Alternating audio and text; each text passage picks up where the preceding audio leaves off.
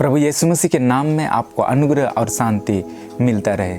आज मैं आपको एक महत्वपूर्ण सिद्धांत बताने जा रहा हूँ जो उत्पत्ति के सिद्धांत से है।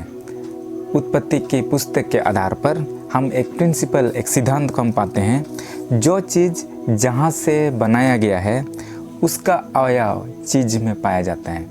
जो भी चीज़ जहाँ से बनाया गया है, जैसे पिछले वीडियोस में हमने देखा है कि जितने पेड़ पौधे हैं वो भूमि से बनाए गए। तो पेड़ पौधों में या फल में, बीज में जो भूमि का जो अवयव है, भूमि में जो तत्व पाए जाते हैं, कैल्शियम, फास्फोरस, मैग्नीशियम, जिंक, ये सारे अवयव जो भूमि में पाए जाते हैं वो आपको फल में या पौधों में पाया जाता है।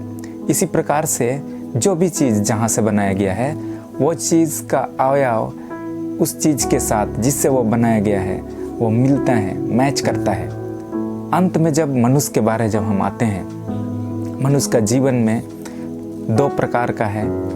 एक परमेश्वर से हम बनाए गए हैं और दूसरा मिट्टी से हम बनाए गए हैं। तो हमारा जो शरीर है उसमें मिट्टी का अवयव पाया जाता है।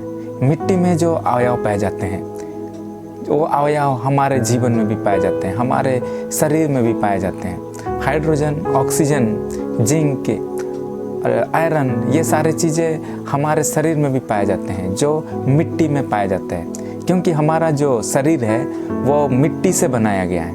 और दूसरा, हमारे अंदर में परमेश्वर ने आत्मा को डाला है, आत्मा और प्राण को डाला है जो हमें परमेश्वर से मिले हुए हैं। तो वो परमेश्वर से हैं, इसलिए परमेश्वर के जो गुण हैं, परमेश्वर का जो अवयव है वो हमारे अंदर भी पाया जाता है। परमेश्वर का जो गुण है वो हमारे अंदर पाया जाता है।